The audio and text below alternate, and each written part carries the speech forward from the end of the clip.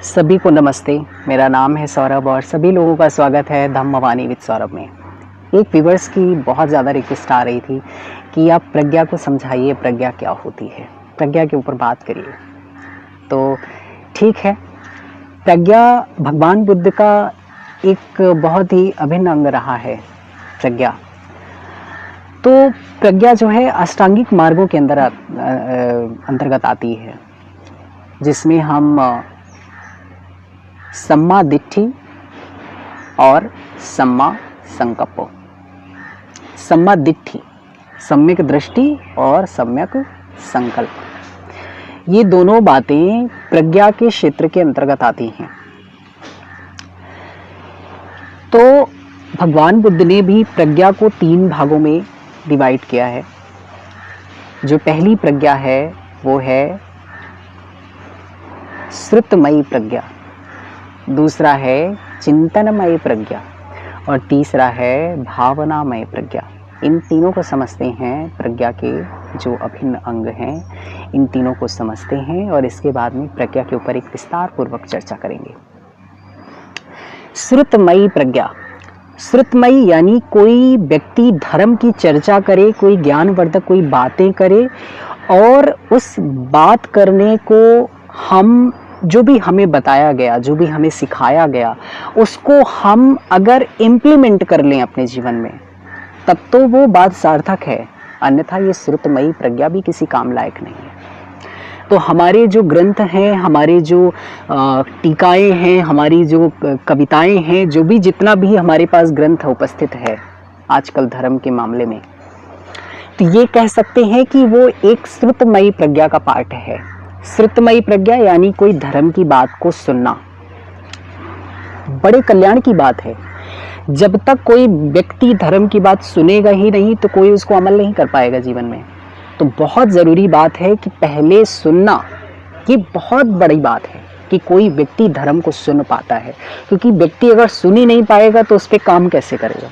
तो सुनना बहुत ज़रूरी बात है। तो ये है श्रुतमयी प्रज्ञा का पार्ट है।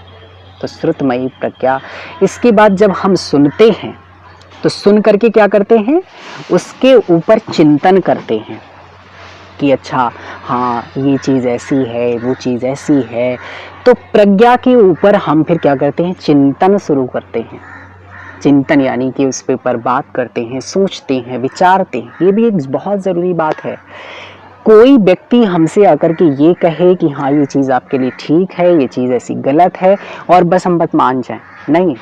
पहले हमें कोई व्यक्ति, कोई कितना भी व्यक्ति, भगवान बुद्ध ने भी कहा कि कोई व्यक्ति कितना भी आकर्षक क्यों ना हो, कोई कितनी भी अच्छी बात क्यों ना कह रहा हो, उसे अपने तर्क की कसौटी पर कस करके देखिए, उसे अपनी बात को अपने तर्क के, अपने बुद्धि के स्तर पर समझ कर देखिए और यदि वो बात आपको वाकई में तर्क युक्त लगती है तभी उसको स्वीकार करिए।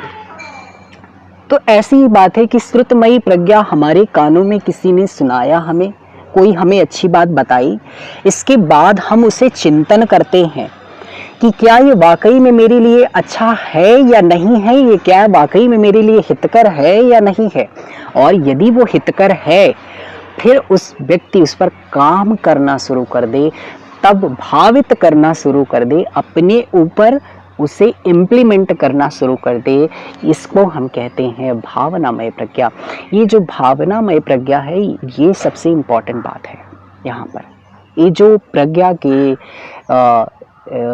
जो इम्पॉर्टेंट एस्पेक्ट हैं, ये जो तीनों, श्रुतमय प्रज्ञा, चिंतनमय प्रज्ञा और भावनामय प्रज्ञा, ये भावनामय प्रज्ञा बहुत ज़रूरी बात है।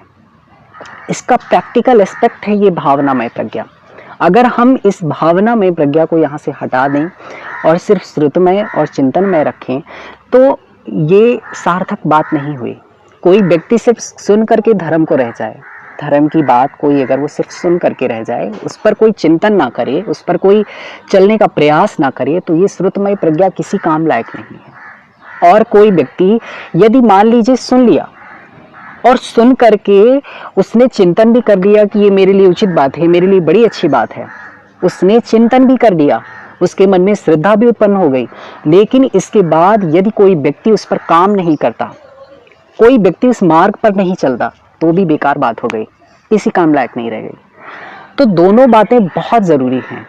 श्रुतमयी कानों से धर्म को सुनना, उस पर चिंतन करना, और चिंतन करके यदि बात सार्थक लगे तो उस पर काम करना, भावित करना, भावनामयी प्रज्ञा को जगाना, ये बहुत जरूरी बात है। क्योंकि ये जो भावनामय प्रज्ञा है, यही जो है क्या करती है, मन को निर्मल करती है। प्रज्ञा ही क्या है? प्रज्ञा क्या है? विजडम, बुद्धिमत्ता के साथ में, बुद्धि के साथ में सोचना, विचारना, ध्यान करना, बुद्धि के साथ में इस शरीर का निरीक्षण करना, सम्यक दृष्टि रख करके इस शरीर को निरीक्षण करना, यही जो है भावनामय प्रज्ञा है। भावनामय प्रज्ञा ही हमारे चित्त को निर्मल करती है। और जैसे जैसे आप ध्यान में आगे बढ़ते जाते हैं, आपके अंदर एक अलग तरह की एक स्पेशल इंटेलेक्ट आपके माइंड में डेवलप होने लगती है। आपके मन में दया, करुणा जैसे कई तरह की चीज़ें आपके मन में डेवलप होने लगती है, विकसित होने लगती हैं। इसलिए ये जो तीनों बातें हैं, श्रुतमयी, भगवान बुद्ध ने भी कहा, ये जीवन पाना इतनी आसान बात नहीं है, बहुत कठिन बात है मनुष्य का जीवन पाना। और उससे भी दुर्लभ बात है कि इस मनुष्य के जीवन को पा करके धर्म को सुन पाना, ये उससे कठिन बात है।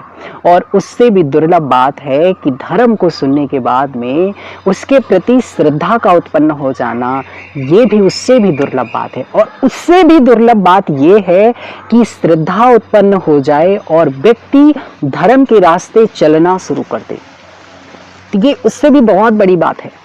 मनुष्य का जीवन प्राप्त होना, धर्म को सुन पाना, और सुनने के बाद में श्रद्धा का उत्पन्न हो जाना, और श्रद्धा उत्पन्न हो जाने के बाद में धर्म के मार्ग पर काम शुरू कर देना, ये बहुत भाग्य की बात है। और यदि आप धर्म के मार्ग पर हैं, धर्म के अभ्यास पर हैं, तो आप वाकई में बहुत ही लकी हैं। You are the lucky one. बहुत बहुत दुर्लभ बात है। बहुत ही थोड़े से लोग होते हैं जो धर्म के मार्ग पर होते हैं, धर्म के अभ्यास पर होते हैं, बहुत थोड़े से लोग होते हैं। तो विपस्सना करना, ध्यान साधना करना, अपने शरीर की सच्चाइयों को अपने अनुभूति के स्तर पर जानना ही प्रज्ञा है। प्रज्ञापूर्वक जानना। प्रज्ञापूर्वक क्या जानना? बुद्धिमत्ता के साथ में जाना, साक्षी भाव के साथ में जाना, यही प्रज्ञा है। आजकल तो इसका पूरी तरह से शब्द ही परिवर्तित हो गया। सम्यक दृष्टि और सम्यक संकल्प, ये सब आते हैं ऐसे करके कि सम्यक संकल्प हो गए, अच्छे संकल्पों को रखना, संकल्प विकल्प रखना, और इसके साथ में अच्छी दृष्टि रखना, ऐसा करके सम्यक हो गया। नहीं नहीं नहीं, सम्यक दृष्टि का मतलब साक्षी भाव के साथ में इस शरीर का निरीक्षण करना कि इस शरीर में क्या हो रहा है, ये जो शरीर है इसके अंदर क्या चल रहा है, इसकी अनुभूतियों को यथाभूत समझना और जानना। अपनी अनुभूति के स्तर पर जो भी हम भावित करते हैं वो भावनामय प्रज्ञा होती है। तो प्रज्ञा ये कोई ऐसी बात नहीं है। प्रज्ञा, इसमें भगवान बुद्ध का जो अष्टांगिक मार्ग है ये 3 भाग में ही डिवाइडेड है, सील, समाधि, प्रज्ञा। प्रज्ञा भावित नहीं हो सकती जब तक आप समाधि का अभ्यास नहीं करेंगे, और समाधि तब तक भावित नहीं हो सकती जब तक आप सीलों का पालन नहीं करेंगे। तो ये मान लीजिए कि ये 3 पहिए की गाड़ी है। भगवान बुद्ध का जो मार्ग है ये 3 पहिए की गाड़ी है, सील, समाधि, प्रज्ञा। जो व्यक्ति सीलों का पालन करेगा वही समाधि के स्तर तक पहुंचता है, और जो समाधि का अभ्यास करता है वही प्रज्ञा को भावित कर पाता है, वही अपने इस शरीर की अनुभूति। कई बार होता है ध्यान में, कई लोग यहाँ पर क्या हो रहा है, वहाँ पर क्या हो रहा है, ऐसे बस जान लिया, चिंतन से अपने देख लिया कि अपने बुद्धि के स्तर का प्रयोग करके उसको कई तरह के आजकल मेडिटेशन चल रहे हैं। ऐसा नहीं होता है। जो व्यक्ति संवेदनाओं के आधार पर इस शरीर की यथाभूत जानकारी रखता है, इस शरीर के हर पल हर क्षण की जानकारी रखता है, प्रज्ञापूर्वक निरीक्षण करता है, वही सिर्फ विपश्यना कर रहा होता है, वही सही मायने में ध्यान कर रहा होता है और सही मायने में अपने चित्त को निर्मल करने का प्रयास कर रहा होता है। तो ये थी भावना में प्रज्ञा। आई होप आप लोगों को समझ आया होगा और ये सेशन भी अच्छा लगा होगा, और बने रहिए मेरे चैनल पे। और अगर आपकी कोई स्पेशल रिक्वेस्ट हो वीडियो को बनाने में तो मुझे ज़रूर कमेंट बॉक्स में लिखिएगा, मैं ज़रूर उस पर काम करूँगा। और सभी का मंगल हो, सभी का कल्याण हो, सभी का मंगल।